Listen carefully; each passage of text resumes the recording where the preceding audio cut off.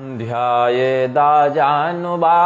धृतशरधनुषं बद्धपद्मासनस्थं पीतं वासोऽवसानं नवकमलदलस्पर्धिनेत्रं प्रसन्नं वामाङ्कारूढसीतामुखकमलमिलल्लोचनं नीरदाभम् नानालङ्कारदीप्तं दधतमुरुजटामण्डलं रामचन्द्रम् यन्मायावशवर्ति विश्वमखिलं ब्रह्मादिदेवासुरा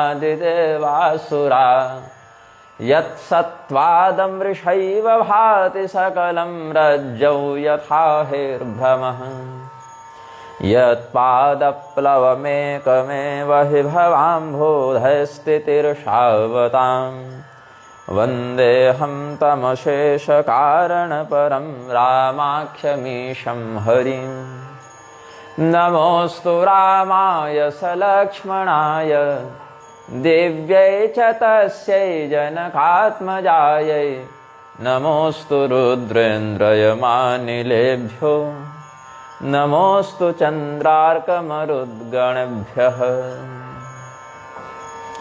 अभीप्सितार्थसिद्ध्यर्थं पूजितो यः सुरासुरैः सर्वविघ्नहरस्तस्मै गणाधिपतये नमः। पूजन्तं राम रामेति मधुरं मधुराक्षरम् आरुह्य कविताशाखां वन्दे वाल्मीकिकोकिलम् आनन्दकारणे ह्यस्मिन् जङ्गमस्तुलसीतरुः कवितामञ्जरी शाखा रामभ्रमरभूषिता। हनुमान भरतादिक भ्राता संगलिये सेवक सुखदाता पुण्य कृपाल पुर बाहर गए गजरथ तुरग मंगावत भये। देख कृपा करि सकल सराहे दिए उचित जिन्ह जिन्ह जय चाहे। यहाँ जय चाहे, यहाँ तई चाहे। क्या कहते हैं? बंधुभिः सचिवैरिष्टैर्दूतैः सर्वत्र वेष्टितः रामः पुराद् बहिर्गत्वा सर्वभूतानुकम्पकः। वारणेन्द्राश्चतुरगान् शिविकाश्च रथांस्तथा नानालंकार वरवस्त्रैः समन्वितान्। अच्छा, कल के व्याख्यान में एक स्थान पर एक श्लोक के वाचन में मैंने कहा था कि भाष्य शब्द नहीं होगा, भाष्यम होगा, लेकिन विधिलिंग लकार में भाष्य भी बनता है, ऐसा अरुण पांडे जी बता रहे थे। तो उसको आप लोग अपने स्तर से देख लीजिएगा। वहाँ भाष्य पाठ जो है वो भी अनुकूल है, वो भी बहुत साधु प्रयोग है और प्रसंग के अनुकूल है। मदादेश करो लोको वत्सलो मम एव सः यथार्हं यन्न भाष्येय दूषयम तो तदैव तत् वाले श्लोक में जवनिति कछु भाखों भाई तो मुहि बरजो है विसराई, इस वाली चौपाई की व्याख्या में भाष्येय शब्द जो है वहाँ भाष्यम की आवश्यकता नहीं है। भाष्येय शब्द विधिलिंग के अनुसार अच्छा प्रयोग है, वहाँ टंकम दोष नहीं है। तो ये अरुण पांडे जी ने हमको स्मरण करवाया, तो हम उनको धन्यवाद देते हैं और आपको सावधान करते हैं।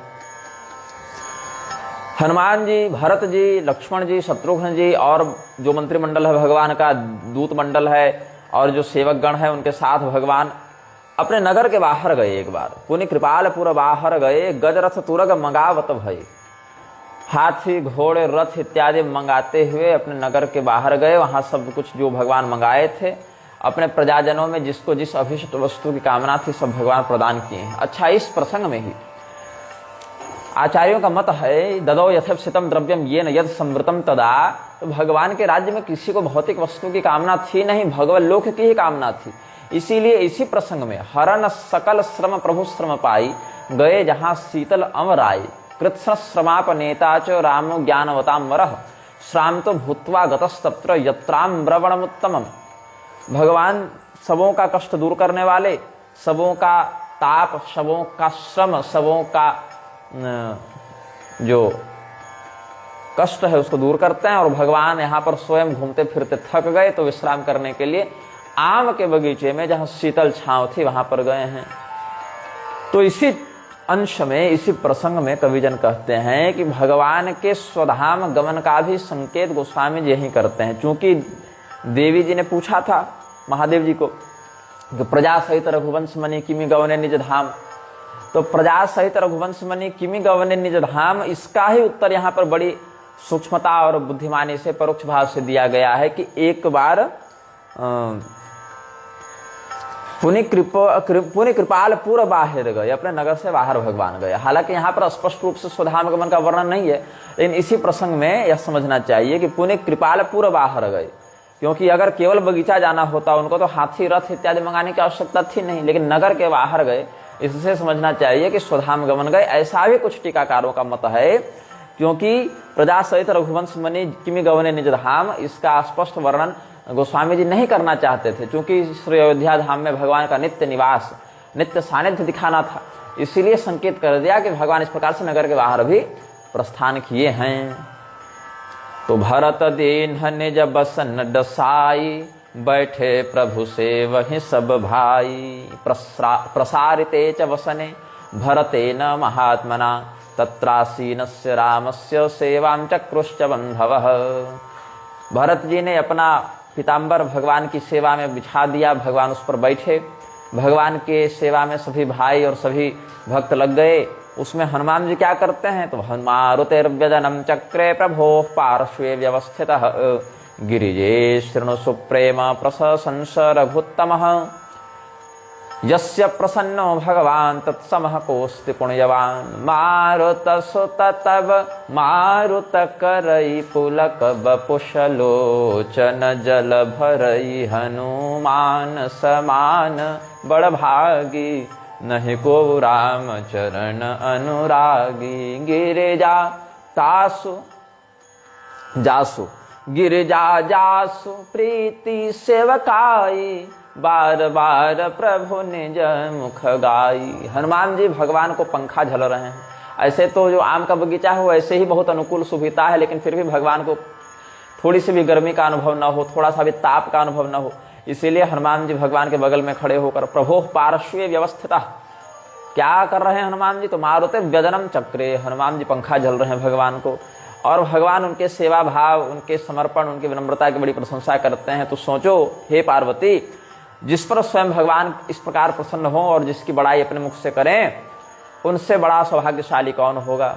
उसी समय क्या हुआ, आगतो नारदो वीणाम वर्णयन पाणिभिर्जवात, स्तुवन श्री रामचंद्रस्य यशांशि विमलानि सह। देवर्षि नारद अपनी वीणा के माध्यम से देवदत्तामिमां वीणां स्वर ब्रह्म विभूषिताम, भगवान के द्वारा प्रदत्त उस वीणा का वादन करते हुए जिसमें सप्तस्वर ब्रह्म लगे हुए हैं, देवर्षि नारद वहां भगवान का कीर्तन करने पहुंचे हैं। तेहि अवसर मुनि नारद आए करतल बीन, गावन लागे राम कल कीरति सदा नबी। तो भगवान के पराक्रम और भगवान की भक्त वत्सलता दोनों ही भावों से, मतलब वीर रस और करुण रस, उधर पराक्रम शौर्य का प्रतीक दिखाते हुए और इधर से कारुण्य भगवान का व्यक्त करते हुए देवर्षि नारद भगवान की बड़ी सुंदर स्तुति करते हैं।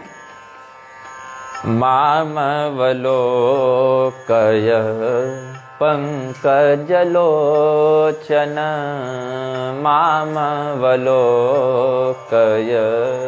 पंकज लोचन, कृपा विलोकने शोक विमोचन, कृपा विलोकने शोक विमोचन। हे कमल के समान प्रफुल्लित विकसित नेत्रों वाले प्रभु, मेरी ओर देखिए कृपा पूर्ण दृष्टि से, जिस दृष्टि से आप समस्त भक्तों के शोक का शमन कर देते हैं, उस दृष्टि से मेरी ओर देखिए, मुझ पर भी कृपा दृष्टि कीजिए।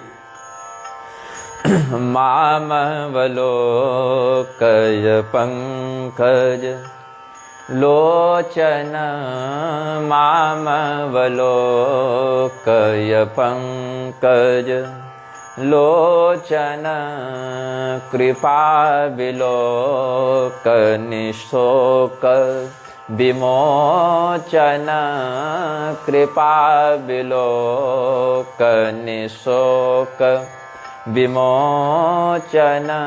भगवान का स्वरूप कैसा है तो बताते हैं, नीलताम रस श्याम काम अरे नीलताम रस श्याम काम अरे हृदय कंज मकरंद मधुप हरे नीलताम रस श्याम काम अरे नीलताम रस श्याम काम अरे। नील कमल के समान श्याम वर्ण का विग्रह धारण करते हुए आप भगवान महादेव जो काम अरि, कामदेव के अरि हैं, कामदेव के शत्रु हैं, उनके हृदय कमल में भौरे के समान मंडराते रहते हैं। मतलब भगवान महादेव जी के हृदय में जो भक्ति का कमल खिला है,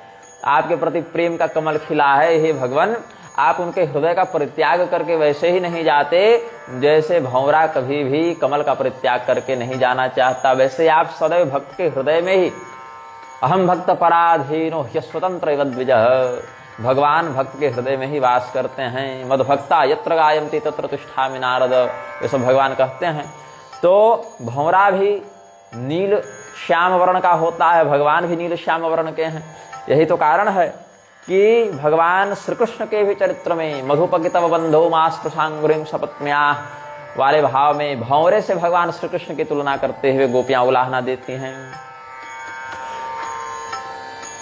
मामवलोकय पंकज लोचन कृपा विलोकन शोक विमोचन नीलताम रस श्याम काम अरे नीलताम रस श्याम काम अरे हृदय कंज मकरंद मधुप हरे हृदय कंज मकरंद मधुप हरे। आगे केवल कोमल शरीर कमल के समान है ऐसी बात नहीं। जातुधान बरूथ बलभंजन जातुधान बरूथ बलभंजन मुनि सज्जन रंजन यघगंजन।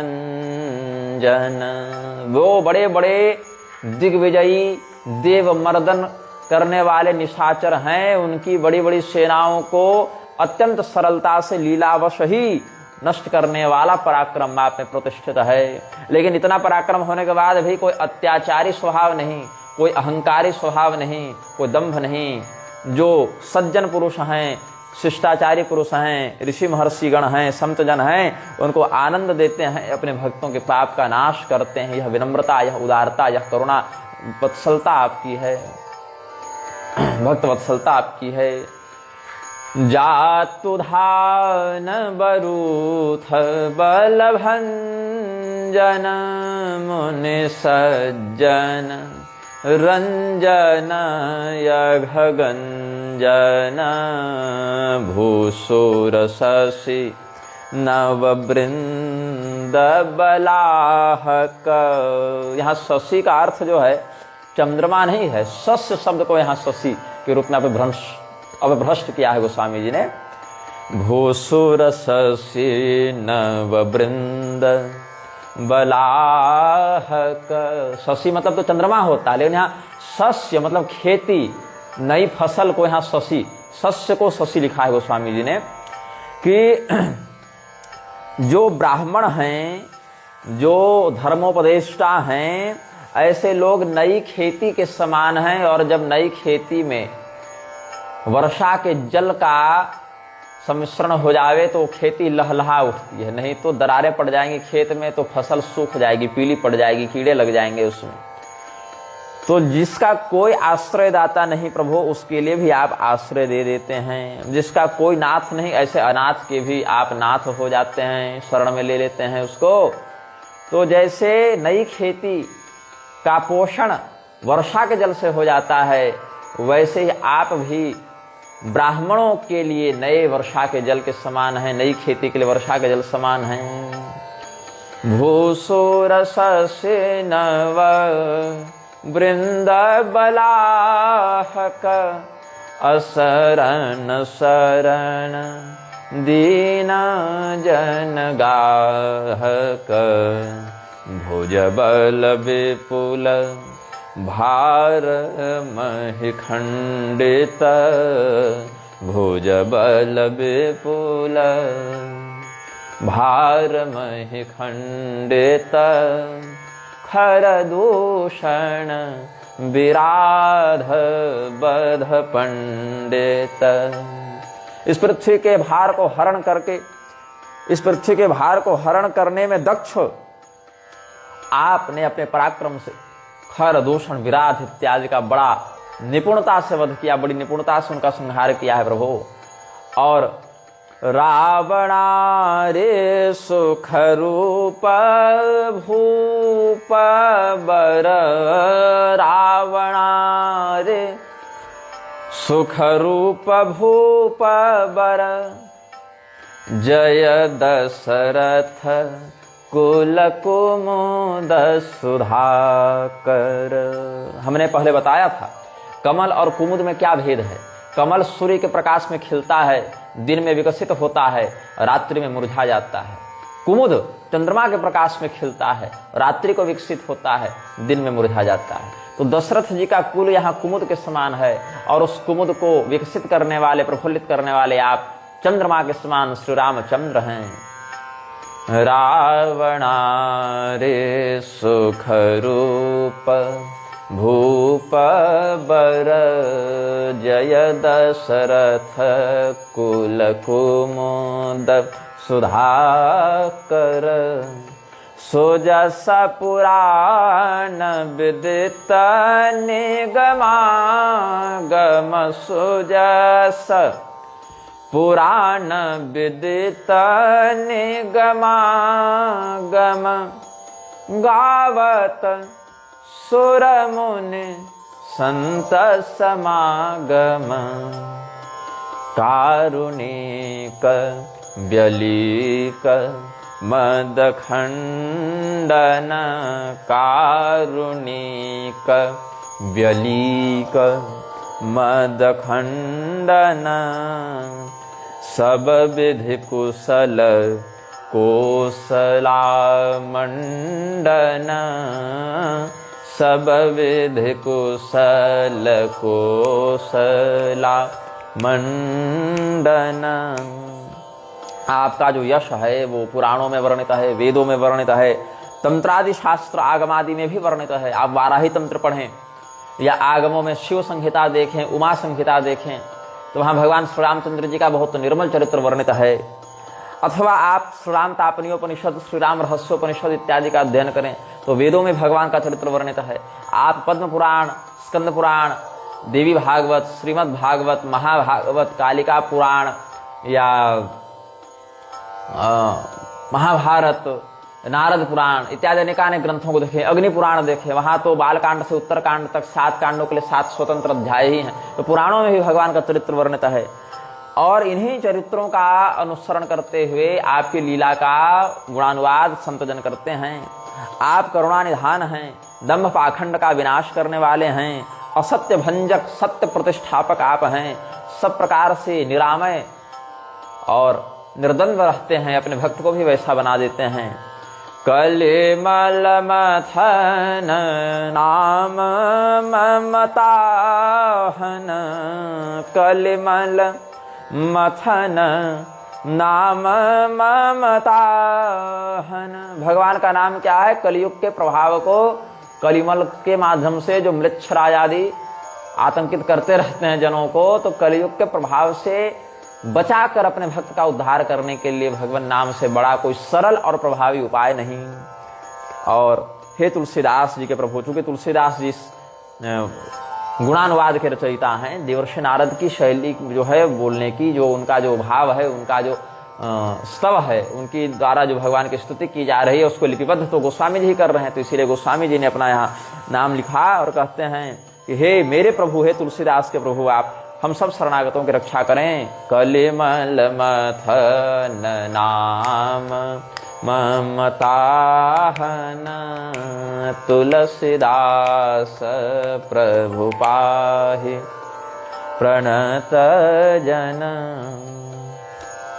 मामवलोकय पंकजलोचन कृपा विलोकन शोक विमोचन। नीलतामरस श्याम काम अरि हृदय कंज मकरंद मधुप हरि जातुधान बरुथ बल भंजन। मुनि सज्जन रंजन अघ गंजन। भूसुर शशि नव वृंद बलाहक असरन शरण दीन जन गाहक। भुज बल विपुल भार महि खंडित खरदूषण विराध बध पंडित। रावणारि सुख रूप भूप बर जय दशरथ कुल कुमुद सुधाकर। सुजस पुराण विदित निगमागम गावत सुर मुनि संत समागम। कारुणिक व्यलीक मद खंडन सब विधि कुशल कोसला मंडन। कलिमल मथन नाम ममताहन तुलसीदास प्रभु पाहि प्रणत जन। श्री रामं जन सद्धामं मुनि विश्रामं। श्रीरामं जन सद्धामं मुनि विश्रामं।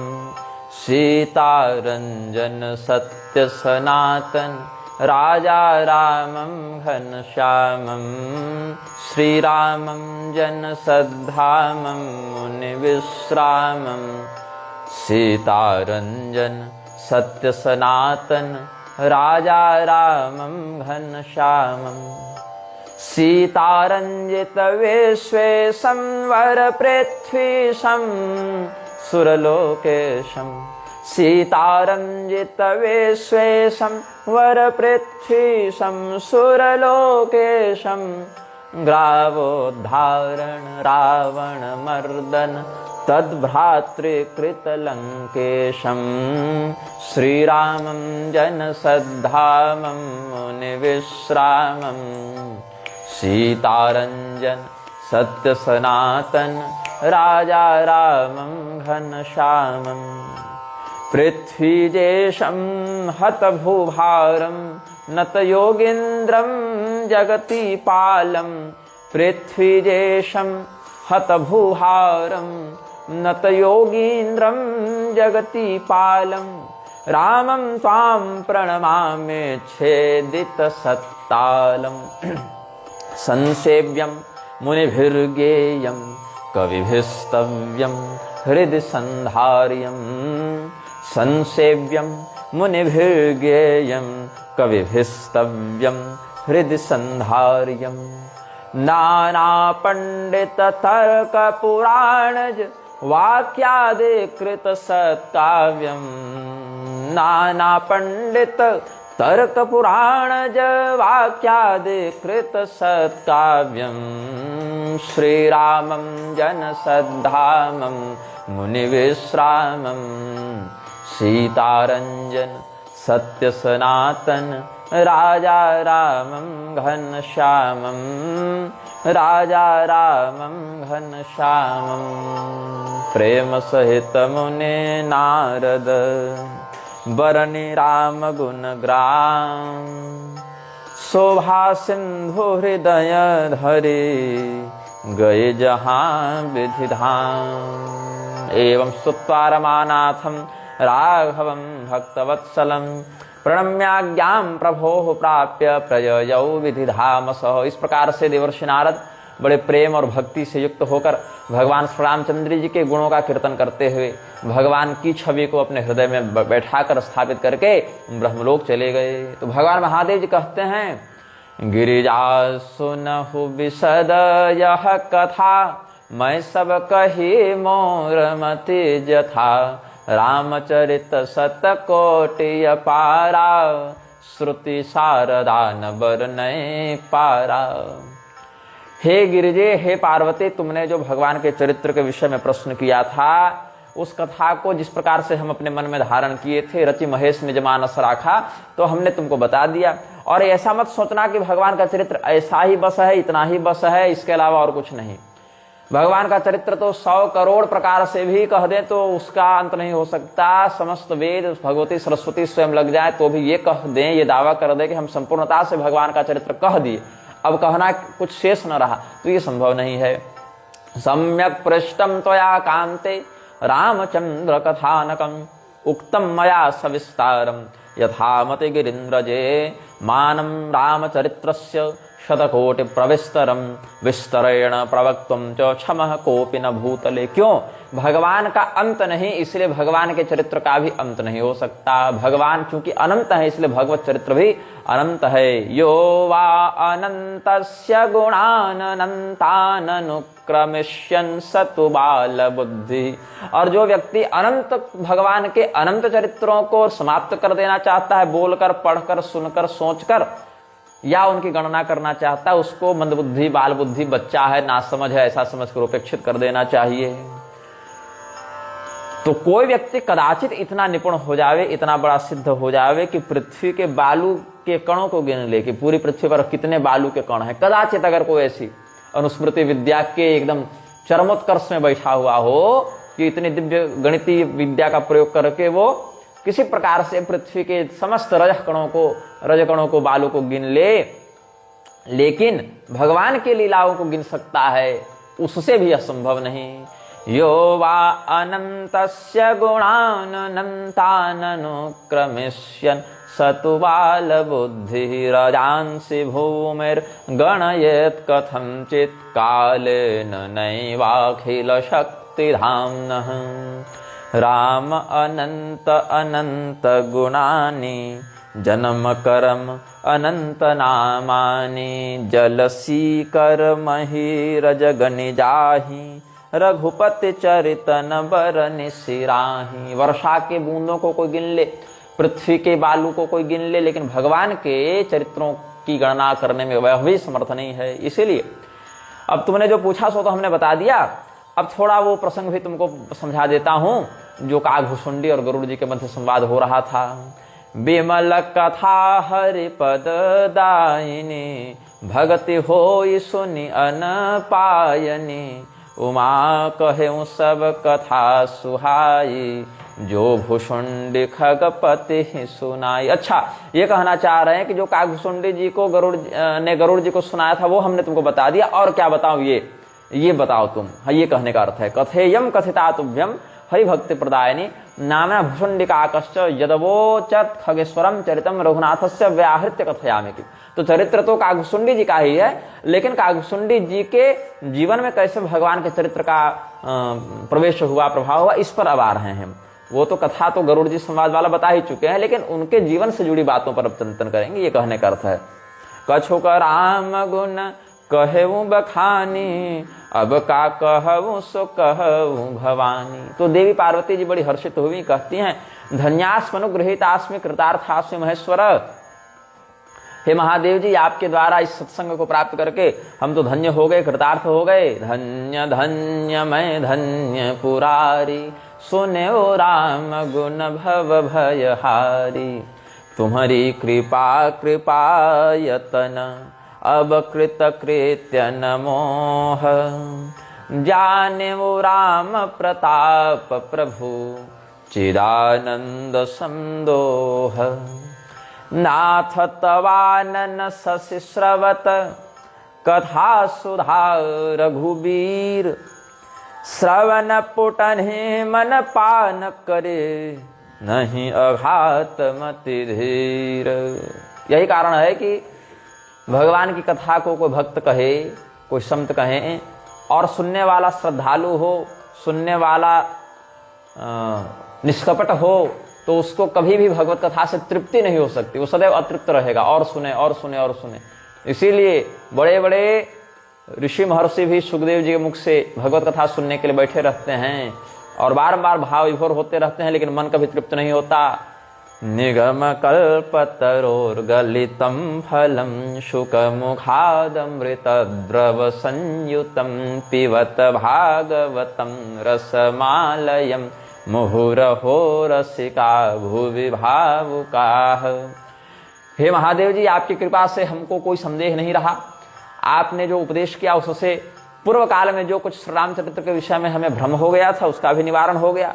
हम भगवान श्री रामचंद्र जी के लीला विग्रह और ब्रह्म विग्रह दोनों के संबंध और रहस्य से अवगत हो चुके हैं। फिर भी भगवान के चरित्र को सुनकर तो कोई तृप्त होता नहीं, इसलिए और सुनने का मन है।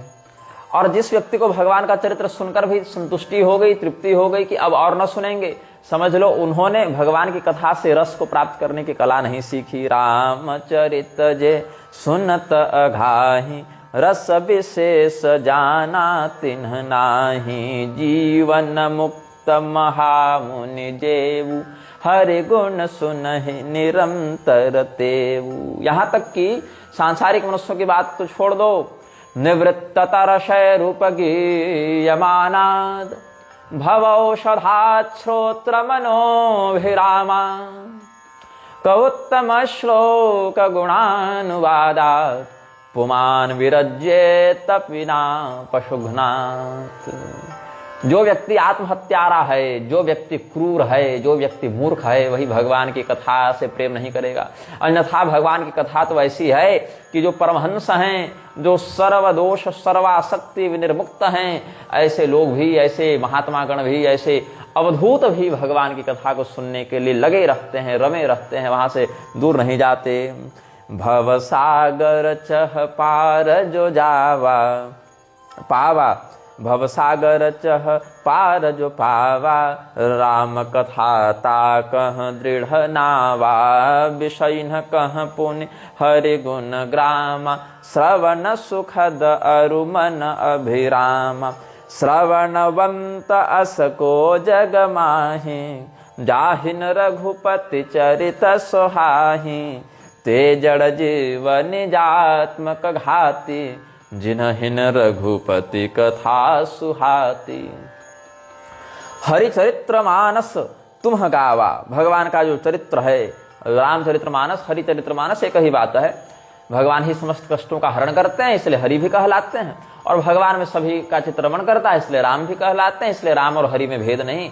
तो हे प्रभु, हरिचरित्र जो आपने सुनाया, हरिचरित्र मानस, रामचरित्र मानस जो आपने गाया हमारे सामने, उसको सुनकर हमको बड़ा आनंद हुआ। अब आपने बताया कि कागभुसुंडी और गरुड़ जी के मध्य भी ये जो संवाद हुआ था, तो मुझे थोड़ा सा फिर से संदेह हो रहा है कि कौवा के शरीर में रहने वाला कोई जीव भगवान के विषय में इतना कैसे जान सकता है? इतनी बढ़िया भक्ति, इतना सुंदर ज्ञान विज्ञान वैराग्य उनमें कैसे हो सकता है?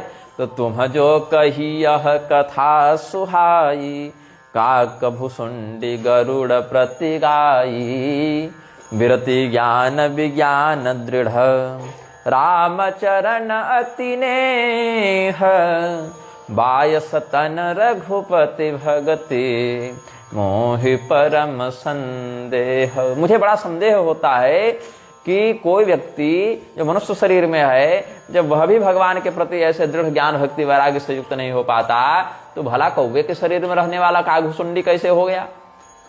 कोई कोई हजारों मनुष्यों में, मनुष्याणाम सहस्रेषु कश्चित् जतति सिद्धये यततामपि श्रद्धानाम कश्चिन् मां वेत्ति तत्त्वतः। हजारों हजार मनुष्यों में कोई एक आध भगवान के प्रति जुड़ने का विचार करता है। ऐसे विचार करने वाले हजारों हजार में से कोई एक सफल हो पाता है।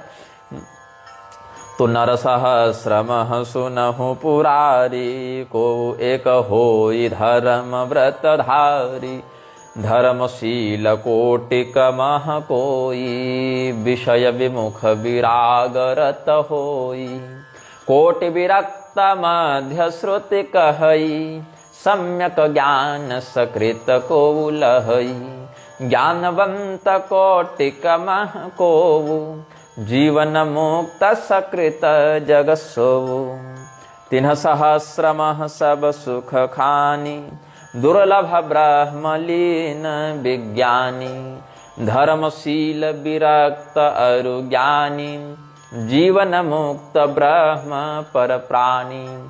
सबते सो दुर्लभ सुर राया, राम भगति रत गत मद माया।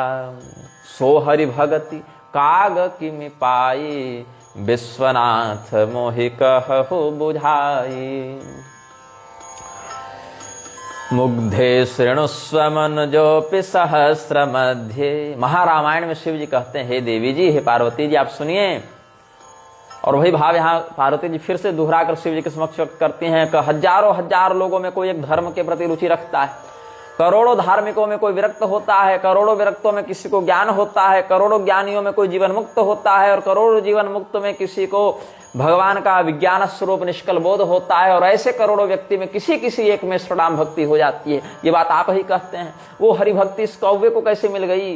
हे विश्वनाथ जी, आप हमको समझाकर अच्छे तरीके से बताकर ये विषय दूर कीजिए, संदेह दूर कीजिए। राम परायण ज्ञान रत। और ऐसा नहीं कि केवल भक्त हो गए, इतने बड़े भक्त हो गए कि भगवान के नित्य पार्षद गरुड़ जी महाराज स्वयं इनसे ज्ञान लेने आए हैं, वही भगवान की लीला के विषय में। तो राम परायण ज्ञान रत, गुणागार मति धीर। नाथ कहु के ही कारण, पाय वो काग शरीर। हो सकता है ये कोई बहुत बड़े संत हो, ऋषि हो, और किसी कारणवश इनको कौवा बनना पड़ा हो। अश्वशिरा, वेदशिरा इत्यादि ऋषियों का वर्णन शास्त्र में है। तो यही इन्हीं में से कोई एक कागभूषुंडी बने हैं, ऐसा भी हमको किसी किसी पुराण में पढ़ा हुआ स्मरण आ रहा था। या तो वेदशिरा या अश्वशिरा, ऐसे ही कोई हैं, वही कागभूषुंडी के रूप में अवतरित हुए हैं, उनका चरित्र है। लेकिन हालांकि गोस्वामी जी ने इतना खुलकर नहीं लिखा है, लेकिन मुझे पढ़ा स्मरण आ रहा है। कभी और कहीं मिलेगा वो विषय तो फिर से किसी कथा में मैं बता दूंगा, लेकिन इतना मैं संकेत कर दे रहा हूं, इतना मुझे अभी तत्काल में स्मरण आ रहा है, कहीं का पढ़ा हुआ, किसी मान्य धर्मशास्त्र पुराण आदि में ही है। मुग्धे शृणुस्व मनुजोपि सहस्र मध्ये, धर्मव्रती भवति सर्वसमानशीलः। तेष्वेव कोटिषु भवद् विषये विरक्तः, सज्ज्ञान को भवति कोटि विरक्त मध्ये। ज्ञानीषु कोटिषु नृजीवन कोऽपि मुक्त, कश्चित् सहस्र नर जीवन मुक्त मध्ये। विज्ञान रूप विमलोऽप्यथ ब्रह्मलीनस्तेष्वेव कोटिषु सकृत् खलु राम भक्तः। तो ऐसी दुर्लभ भक्ति उस कौवे को कैसे मिली? और अगर कौवा किसी पाप के कारण, किसी प्रारब्ध के कारण कौवा बना, ऐसे कोई महापुरुष रहे होंगे, बाद में कौवा बनना पड़ा, तो कैसे कौवा का शरीर मिला? यह प्रभु चरित पवित्र सुहावा, कहु कृपाल काग कह पावा। तुम के ही भांति सुना मद नारी, कहु मोहि अति कौतुक भारी। और उस कौवे को कैसे ये भगवान का चरित्र मिल गया, और आपको कहां से मिल गया, आपने कहां सुना, ये भी हमको थोड़ा बता दीजिए। ताम दुर्लभाम भक्तिम सौहरे प्रभो, लेभे कथम वायस विग्रहम पुनः। हरे चरित्रं च ततः कथम श्रुतं त्वयाद्भुतं कारणमत्र कथ्यताम्। और ये सब का उत्तर दीजिएगा, और एक बात और जोड़ दीजिएगा कि ज्ञानी गुणा करो दासो, हरि सन्निधि वास कृत। गरुड़ श्रुतवान काकात कथम राम कथा शुभाम। जो इतने सुंदर चरित्र वाले, इतने धर्मात्मा, भगवान के वाहन हैं, जो नित्य पार्षद हैं, सदैव भगवान के निकट वास करते हैं, भगवान के अभिन्न भक्त सेवक हैं, जो समस्त गुणों की खान परम ज्ञानी गरुड़ जी महाराज हैं, जिनके पंखों से वेद मंत्रों का निस्सरण होता रहता है, ध्वनि नादित तो होती रहती है। भगवान गरुड़ को वेद मंत्र से युक्त श्रुति पंख वाला, श्रुति पक्षधारी कहा जाता है। मतलब सोचिए, वेद मंत्र उनके पंख में वास करते हैं, उनके पंखों के हवा के तरंगों से वेद मंत्र प्रकाशित होते रहते हैं। ऐसे महाज्ञानी गरुड़ जी महाराज कौवे से राम कथा सुनने क्यों गए? गरुड़ महाज्ञानी गुण राशि, हरि सेवक अति निकट निवासी। तेहि के ही हेतु कागसन जाई, सुनी कथा मुनि निकर बिहाई। वो चाहते तो वशिष्ठ जी के पास जा सकते थे, वाल्मीकि जी के पास जा सकते थे, अगस्त मुनि के पास जा सकते थे, और अनेक अनेक ऋषि महर्षि हैं जो श्री राम कथा का गुणानुवाद करते रहते हैं, शिष्यों को सुनाते रहते हैं। विश्वामित्र जी के पास जा सकते थे, लेकिन ये कौवे के पास गए बड़े बड़े ऋषियों को छोड़कर। कहु कवन विधि भासंवादा, दो हरि भगत काग उरगादा। जो सर्वभक्षी गरुड़ जी हैं और जो कागभुसुंडी जी हैं, दोनों भगवान के परम भक्त हैं, ऐसा आप नहीं बताया, और ये प्रसिद्ध बात भी है। तो दोनों में किस प्रकार से संवाद हुआ ये बताइए। तो गौर गिरा सुन सरल सुहाई, बोले शिव सादर सुख पाई। धन्य सती पावनी मति तोरी, रघुपति चरण प्रीति नहीं थोरी। सुनहु परम पुनीत इतिहासा, जो सुनि सकल शोक भ्रम नासा। उपजई राम चरण विश्वासा, भवनिधि तर नर बिनहि प्रयासा। देवी पार्वती जी के इस सुंदर प्रश्न को सुनकर शिव जी को बड़ा आनंद हुआ, बड़ा हर्ष हुआ। बोले हे पार्वती, तुम्हारी, हे सती भी कहा है, धन्य सती। तो सती का अर्थ केवल दक्ष की पुत्री नहीं, सती भगवती जगदम्बिका का शाश्वत नाम है, क्योंकि सत्य के आचरण पर, पातिव्रत्य के चरमोत्कर्ष पर स्थित है, इसीलिए उनका सती नाम शाश्वत नाम है। सती साध्वी भव प्रीता भवानी भव मोचनी, ये उनके सतनाम के प्रारंभ में ही मिल जाएगा आपको। तो हे सती, हे सत्रित्रवती, हे पतिव्रते, आपकी बुद्धि बड़ी पवित्र है, जो भगवान के चरणों में आपका इस प्रकार से निष्कपट निर्मल निस्वार्थ प्रेम है। अब मैं आपको वो पवित्र इतिहास सुनाने जा रहा हूं, जिसको सुनकर समस्त शोक और भ्रम का नाश हो जाएगा, भगवान के चरणों में दृढ़ विश्वास हो जाएगा, और जिसका अनुसरण करके भवसागर को पार करना बड़ा सरल हो जाएगा। ऐसे ही प्रश्न विहंगपति, कीन्ही कागसन जाय। सो सब सादर कही हूँ, सुनहु मन लाई। आप जो हमसे प्रश्न कर रहे हैं ना, वो प्रश्न गरुड़ जी भी कागभुसुंडी जी से किए थे कि आप कौवा कैसे बन गए, और बने तो इतनी सुंदर भक्ति, इतना दिव्य ज्ञान आपको कैसे प्राप्त हो गया। श्रुत्वा नम्रां शिवावाणीं, शिवः प्राहाति हर्षितः। धन्या तमसि शर्वाणि, रामपादानुरागिणी। यच्छ्रुत्वा शोकमोहादिनाशो भवति तत्क्षणं, तत्शृणुत्वं रघुश्रेष्ठ चरितं परमं शुभम। तो क्या है बताते हैं, भगवती सती के पूर्व वृत्तांत का वर्णन करते हुए। दाक्षायणी यदा त्वं च सती नाम्ना वरानने, अनाहूता पितुर्गेहं गता यज्ञमहोत्सवे। तत्रापवादमाश्रुत्या सूनहासिः क्रुधा तव, वियोगे निर्विषण्णोद्रिकुहा निम्नगाः। पर्यटन कौतुकम विश्व दृष्टवान गिरिनंदिनी। मैं जी में कथा सुनी भव मोचनी, सो प्रसंग सुन सुमुखी विलोचनी। सुमुखी सुलोचनी, क्षमा करें, सो प्रसंग सुन सुमुखी सुलोचनी। हे देवी, मैंने जिस प्रकार से ये कथा सुनी पहले वो बताता हूँ। ऐसे तो शिव जी सर्वज्ञ हैं, परब्रह्म है, लेकिन यहाँ इस प्रकार से इस कथा को कहाँ से उन्होंने ग्रहण किया, ये लीला बता रहे हैं। तो मैं कैसे सुना ये वार्तालाप। तो सबसे पहले जब तुम्हारा दक्ष गृह में जन्म हुआ था, जब तुम्हारा अवतार दक्ष प्रजापति की पुत्री के रूप में हुआ था, जब तुम्हारा नाम सती था, और जब दक्ष प्रजापति के यज्ञ में बिना बुलाए तुम गई थी, और वहां मेरा अपमान देखकर तुमको बड़ा क्रोध हुआ, तो तुमने अपना शरीर छोड़ दिया था, और हमारे अनुचरों ने दक्ष यज्ञ विध्वंस किया। वो सब बातें तो सब जानते ही हैं, इसलिए बता दिया बस विषय, पूर्व पक्ष को, पूर्व पीठिका को स्थापित कर दिया। तब तुम्हारे वियोग के कारण हमको बड़ा कष्ट हुआ, तो हम इधर उधर घूमने लगे, और इधर उधर पूरे ब्रह्मांड में तुम्हारे वियोग में घूमते घूमते हम एक बार एक स्थान पर पहुंचे।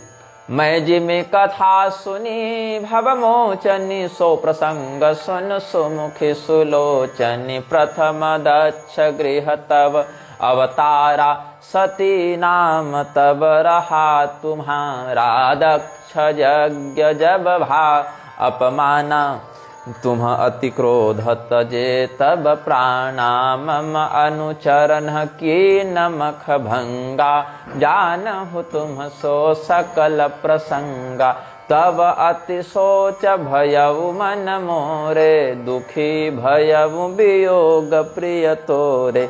सुंदर बन गिर सरित तड़ागा, कौतुक देखत फिरहूं विरागा। तो क्या देखते हैं, सुमेरु पर्वत के उत्तर दिशा में एक और शिखर है जिसको नील पर्वत कहते हैं, उसके भी शिखर स्वर्णमय है सुमेरु के समान। उसमें 4 शिखर हैं उस पर्वत में, मतलब नील पर्वत के 4 शिखर हैं। गिरि सुमेरु उत्तर दिश दूरी, नील शैल एक सुंदर भूरी, तासु कनकमय शिखर सुहाये, चारि चारु मोर मन भाए। तो क्या है वहां पर? एक शिखर पर बरगद का वृक्ष है, एक पर पीपल का है, एक पर पाकर का है, एक पर आम का है।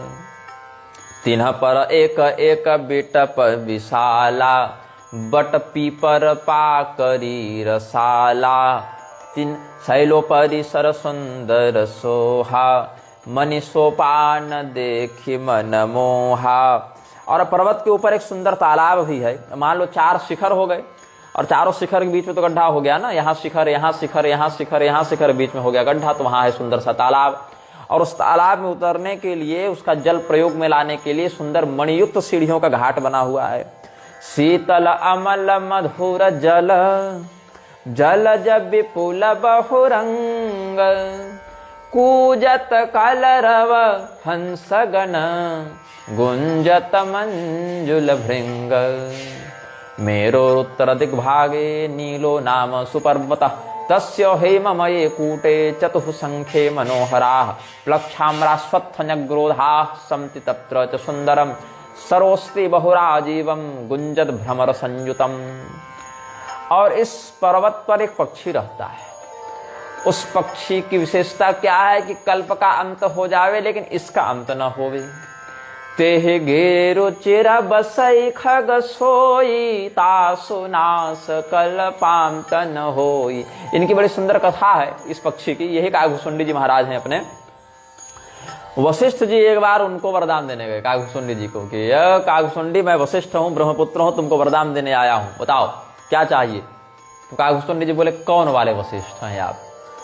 तो बोले, कौन वाले? कितने वशिष्ठ होते हैं? मैं इकलौता वशिष्ठ हूँ। बोले, नहीं नहीं, इतने इतने वशिष्ठों का तो जन्म जीवन मृत्यु सब हम देख के उनका श्राद्ध खा के बैठे हुए हैं, तो आप कौन वाले हैं? तो बोले, आप कब से हैं यहाँ पर? बोले कि आप जैसे जैसे 10-20 वशिष्ठ आए और चले गए, और हमारे यहाँ बैठे बैठे भगवान का परशुरामावतार इतनी बार हो गया, और कृष्णावतार इतनी बार हो गया, इतनी बार हमने रामायण देख ली, इतनी बार महाभारत देख ली, इतनी बार बुद्धावतार देख लिया, इतनी बार कल्कि अवतार देख लिया, इतनी बार समुद्र मंथन देख लिया, वो सब बता देगी। इतने इतने सृष्टि तो हम यहीं से बैठे बैठे सब देख ले रहे हैं। वाचर बने हुए हैं ना काघुसुंडी जी महाराज। तब वशिष्ठ जी को बड़ी ग्लानि हुई कि ये तो बहुत बड़े ऊपर स्तर के ये सिद्ध हैं, तो हम इनको क्या वरदान दें। ये कथा संभवतः जो वासिष्ठ रामायण में आपको मिल जानी चाहिए। तो यही काघुसुंडी जी के विषय में कहते हैं कि प्रलय जब हो जाए, इधर कल्पांत में सबका संहार हो जाए, तब भी उनका संहार नहीं होता। काम, क्रोध, मद, लोभ, दंभ, मात्सर्य, ईर्ष्या इत्यादि का वहां पर प्रवेश भी नहीं है। जो काम, क्रोध, मद, लोभ पूरे संसार को अपने शिकंजे में, अपने वश में किए हुए हैं, उस पर्वत पर वो प्रभाव नहीं डाल सकते हैं। माया का भी उस पर्वत पर कोई नकारात्मक प्रभाव नहीं पड़ता है। तेहि गिरे रुचिर बसई खग सोई, तासु नास कल्पांत न होई। माया कृत गुण दोष अनेका, मोह मनोज आदि अविवेका। रहे व्यापी समस्त जग माही, तेहि गिरि निकटक बहु नहीं जाही। प्रलये पिन यस्याम तो निव सत्य निशं खगः, काम क्रोधादि षड्वर्गास्तत्र यान्ति न करहि चेत्। तहाँ बसई हरहि, तहाँ बसी हरि भजई जिमिकागा, सो सुन उमा सहित अनुरागा। अब वो जो कौवा है, जो यहाँ काघुसुंडी जी हैं, कहीं कहीं कागा ऐसे ही शब्द का प्रयोग कर दिया गया है, वो कैसे भगवान का भजन करते हैं ये सुन लो। तत्र स्थितः शकुन्तश्च हरिभक्तिं दधाति सः, अश्वत्थे ध्यायति ब्रह्म प्लक्षे जपति तन्मनून्। रसाले मानसिं पूजां भगवद्ध्यान तत्परः, न्यग्रोधे श्रावयत्यब्जनाभस्य चरितं शुभम्।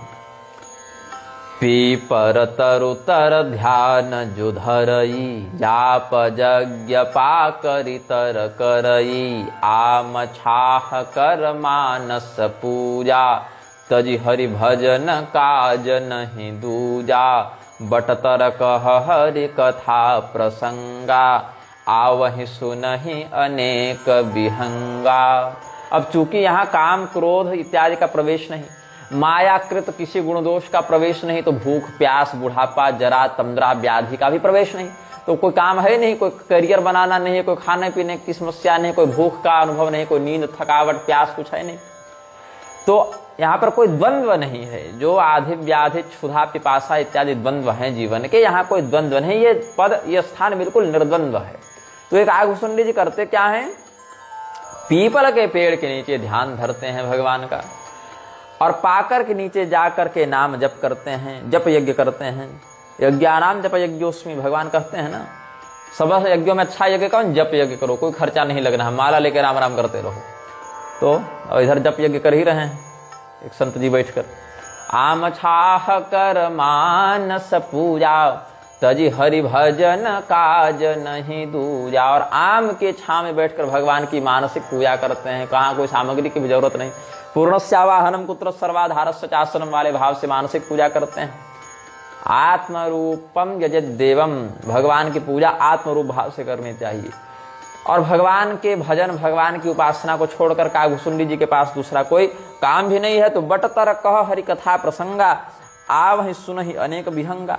और बरगद के पेड़ के नीचे बैठकर वो कथा कहते हैं। तो 4 पेड़ 4 कार्य, पीपल के नीचे ध्यान, पाकर के नीचे जप, आम के नीचे मानस पूजा, और वट वृक्ष के बरगद के नीचे कथा प्रसंग का व्याख्यान, जिसको सुनने के लिए बहुत पक्षी वहां आते हैं। अब उन पक्षियों के मध्य भगवान के सुंदर सुंदर कथानकों को बहुत प्रेम से कागभूषुंडी जी सुनाते हैं। तत्रत्य तेजो विपुलम समीक्ष जातः प्रमोदो निर्गाच्य दुखम। हे सती, तुम्हारे विरह से हम पूरे ब्रह्मांड में घूम रहे थे, मतलब उस स्थान को हमने देखा तो तुम्हारा वियोग में भूल गया। इतनी तेजस्विता थी, इतना आनंद था, इतनी शांति थी उस दिव्य स्थान पर कि जब मैं उस स्थान को देखा तो तुमसे जन्य, तुम्हारे वियोग से जन्य विरह भूल गया।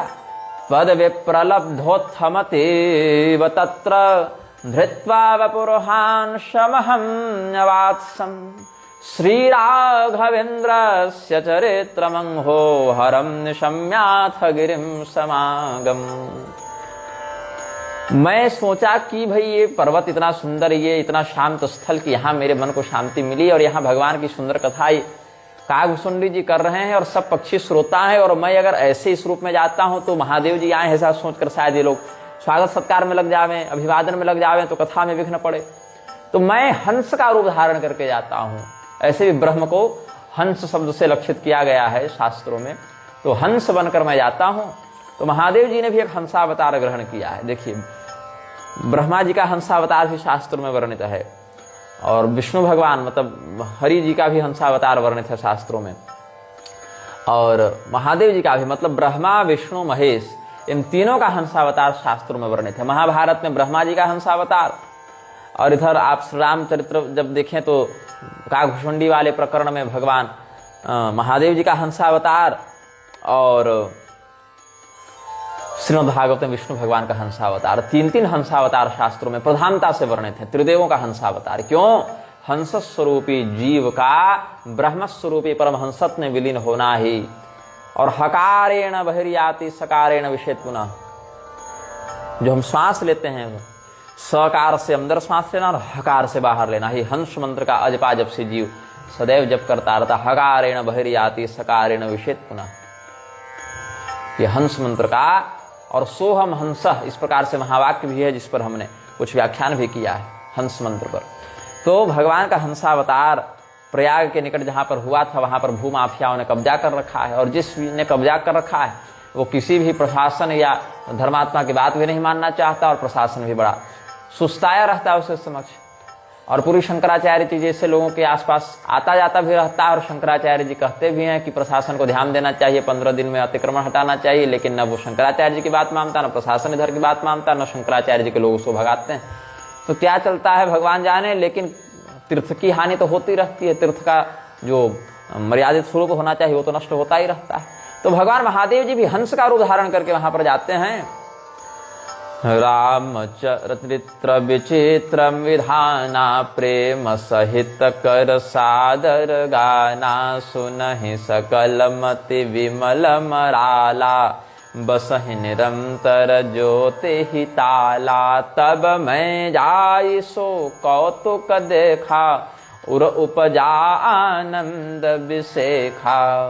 तब कछु काल मराल तनु, मराल कहते हैं हंस को, धरि तह कीन्ह निवास, सादर सुनि रघुपति गुण, पुनि आयौ कैलास। त्वद विप्रलब्धोत्थमतीव तत्र, धृत्वा वपुर्हांसमहं न्यवात्सम्। श्रीराघवेन्द्रस्य चरित्रमंहो हरं, निशम्याथ गिरिं समागम। तो जिस प्रकार से मैं कागभूषुंडी जी के पास जाकर वो कथा सुना हूं, वो सब बता दिए। इतिहासम प्रियेतुभ्यम आचक्षे काकसन्निधिम, अब्राजिधेतुना येन खगराजो महामते ही। अब मैं तुमको वो बताने जा रहा हूं कि गरुड़ जी किस प्रकार से कागभूषुंडी जी से मिले और कथा सुनने का प्रसंग बना, वो सुनाता हूं। गिरिजा कहे सो सब इतिहास, मैं जेहि समय गयऊँ खग पासा, अब सो कथा सुनहु जेहि हेतु, गजव काग पहि खग कुल केतु। भगवान श्री रामचंद्र जी के उस चरित्र को तुम स्मरण करो। ऐसे तो हमको कहने में भी लाज आ रही है, लज्जा आ रही है। जो समस्त संसार के पाश को नष्ट करके अपने पाशबद्ध भक्त को मुक्त कर देते हैं, ऐसे भगवान स्वयं मेघनाद के द्वारा चलाए गए नागपाश में बंध गए। ये कथा कहने में हमको लज्जा आती है, शर्म आती है कि भवबंध मोचनकारी भगवान बंधन में पड़े हैं। लेकिन भगवान लीला तो यही किए थे, क्योंकि इंद्रजीत को जो वरदान में नागपाश मिले थे, उनकी मर्यादा भी रखनी थी और अपने भक्त के महात्म्य को दिखाना भी था। तो भगवान जब रण क्रीड़ा कर रहे थे, तब इंद्रजीत मेघनाद के द्वारा स्वयं की इच्छा से स्वयं को बंधवा लिया था। तब उनके नागपाश के बंधन को दूर करने के लिए गरुड़ जी को देवर्षि नारद ने वहां भेजा। और गरुड़ जी ने जब नागपाश का खंडन किया, तो उनके हृदय में बहुत भारी भ्रम और विषाद हो गया। यदा युद्ध लीला कृता राघवेण, सितो मेघनादेन रामो हि पाशैः, तदा प्रेरितो ब्रह्मपुत्रेण विशो विदृश्यावरोधं भ्रमचित्तको भू। नरो यस्य नाम स्मरन् याति मुक्तिं, भवाध्रस्वरात्रिं चरस्तं भवन्ध। यथा सत्प्रभावः श्रुतो व्यापकत्वं, न दृष्टं मया मायिनस्तस्य किंचित्। नानाप्रकारेण मनः प्रबोधयन् कुतर्कनिष्ठं बुबुधेन सत्वरं, सविक्लवाक्रान्तमनः सुरर्षये निवेदयामास कुतर्कमात्मजम्। भगवान जब युद्ध लीला करते हुए स्वयं को नागपाश में बंधवा लिए और गरुड़ जी के माध्यम से नागपाश को खुलवाया, तो गरुड़ जी बोले, ये भगवान के कैसे अवतार है भाई? भगवान तो अजन्मा सर्वव्यापी अनंत हैं, उनको ये बांध कैसे लिया? और बांध लिया तो भगवान अपने बल से कैसे नहीं छूटे, हमको छोड़ाना पड़ा। तो ये भगवान हैं भी कि नहीं? और अगर हैं तो ऐसे निर्बल दुर्बल असहाय कैसे हो गए? और अगर हो गए तो फिर भगवत तत्व कैसे खंडित नहीं हुआ? तो ये सब बहुत भारी भ्रम गरुड़ जी के मन में हो गया। तब जब रघुनाथ किन्हरन क्रीड़ा, समुझत चरित होत मोहि व्रीड़ा। इंद्रजीत कर आपु बधायो, तब नारद मुनि गरुड़ पठायो। बंधन काटि गयउ उरगादा, उपजा हृदय प्रचंड विषादा। प्रभु बंधन समुझत बहु भांति, करत विचार उरग आराती। व्यापक ब्रह्म विरज वागीशा, माया मोह पार परमीशा। सो अवतार सुनऊ जग माही, देखेऊ सो प्रभाव कछु नाही। भव बंधन ते छूटहि, नर जप जा कर नाम। खरबन साचर बांधेऊ, नाग पास सोई राम। तो जैसे तुम्हारे मन में भ्रम हो गया था हे सती, वैसे गरुड़ जी के मन में भ्रम हुआ। नाना भांति मन ही समझावा, प्रकट न ज्ञान हृदय भ्रम छावा। गरुड़ जी बारंबार अपने मन को समझाने का प्रयास करते, लेकिन वो ज्ञान जो ऐसा सोया सो जगे न जगे। जगाए न जगे तो केवल भ्रम का आवरण हो गया और मन में इतनी खिन्नता हो गई, इतना कुतर्क हो गया कि फिर से देवर्षि नारद के पास गए। बोले महर्षि, हे देवर्षि, हे नारद मुनि, आप जिनके पास हमको भेजे वो सही भगवान है क्या?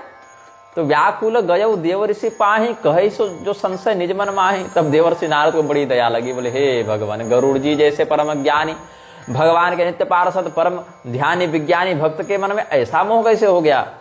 तो कहे देखो, राम जी की माया की प्रबलता इसी से सिद्ध हो जाती है कि तुम्हारे जैसे परम तत्ववेत्ता के मन में भी भ्रम हो जा रहा है। ज्ञान नाम चेतांसी देवी भगवती ही सा बलादाकृष्य मोहाय महामाया प्रयच्छति। अब तुमको वही माया व्याप्त हो गई गरुड़, जो कभी कभी हमको भी व्याप्त हो जाती है।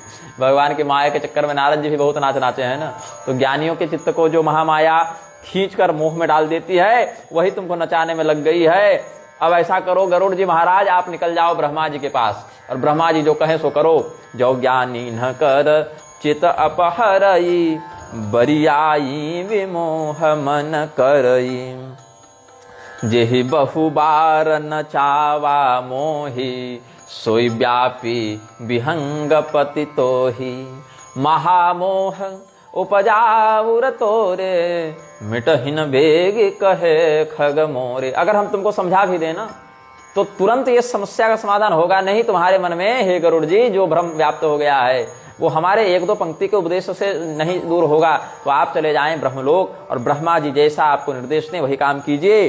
चतुरानन पहि जाहु खगेशा, सोई करे उजे ही होई निदेशा। ऐसा कह के देवर्षि नारद भगवान का गुणगान करते हुए आगे चल गए। अस कही चले देव ऋषि, करत राम गुणगान। हरि माया बल बरनत, पुनि पुनि परम सुजान। हृदयांतराले जनि गाढ़ संभ्रमो, ननङ्क्षति क्षिप्रमुदाहरान् मम।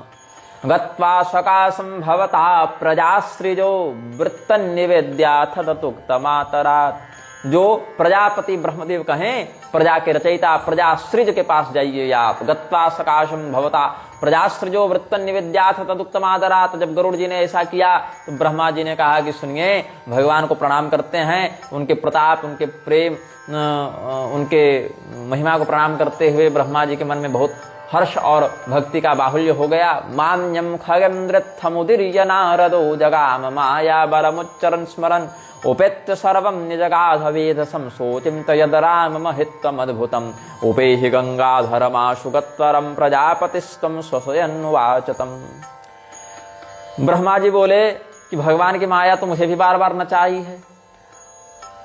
आपको लगता होगा ये संसार हम बनाए हैं, लेकिन हम नहीं बनाए, भगवान बनाए हैं। हमको बस ऑफिस में बैठा रखे हैं भगवान कि आप इसमें प्रतिनिधि बनकर बैठे रहिए, और जगत मेरा बनाया हुआ है। लेकिन इसी जगत में मैं भी नाचने लग जाता हूं तो समझ लीजिए कि वास्तविक रचयिता कौन है इस जगत के। इसीलिए हे गरुड़ जी महाराज, हम भी आपके इस संदेह का निवारण नहीं कर सकते। सोने बिरम चिराम ही सिरुनावा, समुझि प्रताप प्रेम अति छावा। मन महु करई विचार विधाता, माया बस कवि को विद ज्ञाता। हरि माया कर अमित प्रभावा, विपुल बार जेहि मोहि न चावा। तो क्या करें, किसके पास जाएं? बोले आप महादेव जी के पास जाइए। तब बोले विधि गिरा सुहाई, जान महेश राम प्रभुताई।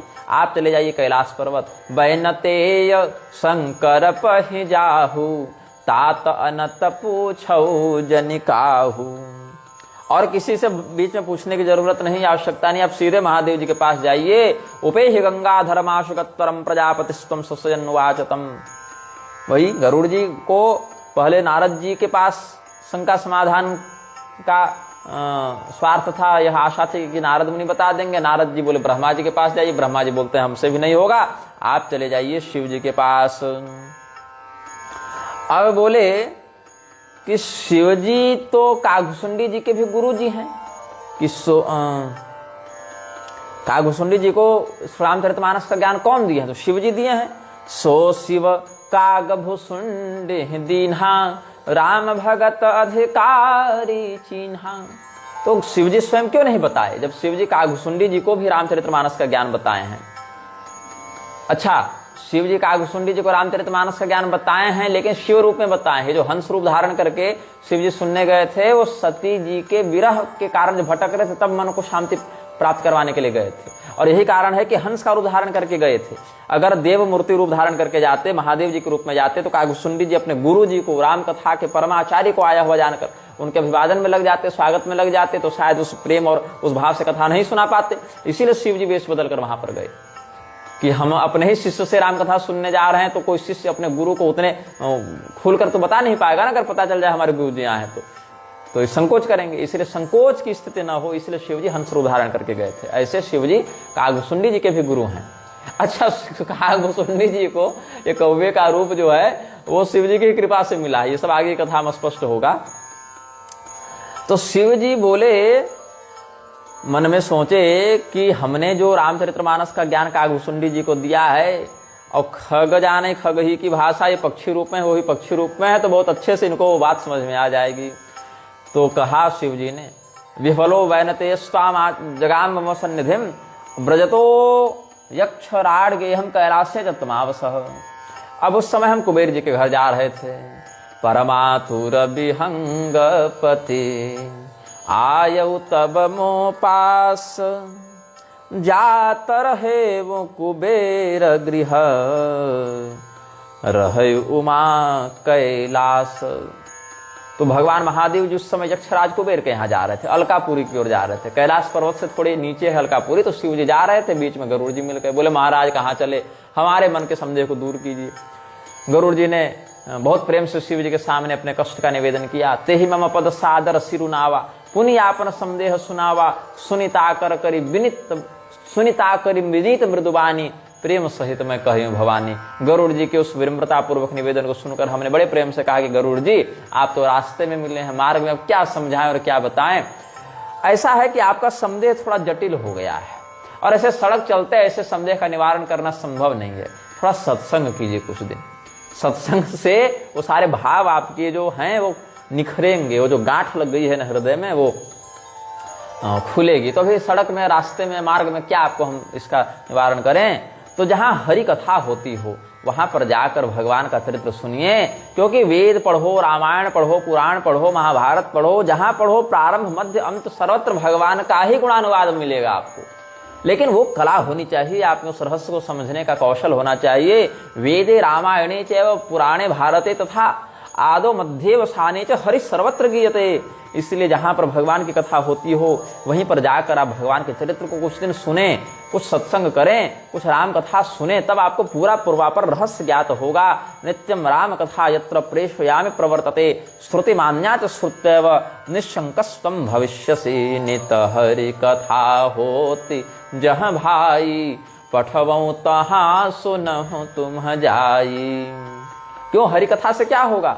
जेहि मह आदि मध्य अवसाना, प्रभु प्रतिपाद्य राम भगवान। तो राम कथा सुनोगे तो संदेह दूर होगा, और भगवान के चरणों में प्रेम होगा, तो ये सब माया मोह का आवरण नष्ट होगा। जाहि सुनत सकल संदेहा, जाहि सुनत सकल संदेहा, राम चरण होई अति नेहा। तो इसीलिए तुम रास्ते में हमको मिले हो। हम यहाँ पर समर्थ होने पर भी समयाभाव और स्थानाभाव के कारण तुम्हारे संदेह का निवारण नहीं कर पाएंगे। क्योंकि इस संदेह के निवारण के लिए जितना दीर्घ सत्संग चाहिए उतना सड़क पर देना संभव नहीं। तो इसलिए तुमको हम ऐसा ठिकाना बताएंगे गरुड़, ऐसे स्थान पर आपको भेजेंगे जहां आपको एकदम बहुत बढ़िया निश्चिंत निर्द्वंद होकर बहुत विशुद्ध राम कथा का आनंद मिलेगा। प्रणम्यतेनाभिहितः स्वसंशयो, गिरां मनोज्ञार्थमहं निशम्य सत्, मध्ये पथं प्राप्तमिमं प्रशासितुं, न शक्नुयामुत्तरमाशु दत्तवान्। तो कहाँ जाएं। दृढ़ानुरागौ बुधवंदनीये, दृढ़ानुरागौ बुधवंदनीये, हरौ च सर्वात्मनि वैनतेय, न जायते जातु विनाशु संगमान्, मोहश्च शोको भवतो ह्यजस्रं, बिनु सत्संगन हरि कथा, तिहि बिनु मोहन भाग। मोह गए बिनु राम पद होई न दृढ़ अनुराग। सत्संग के बिना भगवान की कथा नहीं मिलती, भगवत कथा के बिना मोह नहीं भागता, मोह के बिना भगवान के चरणों में दृढ़ प्रेम नहीं होता। इसलिए गरुड़, हम तुमको ऐसे स्थान पर भेजेंगे जहां तुमको विशुद्ध निष्कपट निर्मल श्री राम कथा प्राप्त होगी और तुम्हारे इस सत्संग जनित ज्ञानोदय से मोहनाश होगा और तुमको सारी श्री राम कथा का पूर्वापर रहस्य धीरे धीरे समझ में आने लगेगा। किसी प्रकार का द्वंद्व तुम्हारे चिंतन में नहीं रहेगा। ऐसा कह के महादेव जी ने कागभुसुंडी जी के पास सत्संग करने के लिए गरुड़ जी को भेजा है, जिसकी कथा हम आगे के प्रसंगों में वर्णित करेंगे।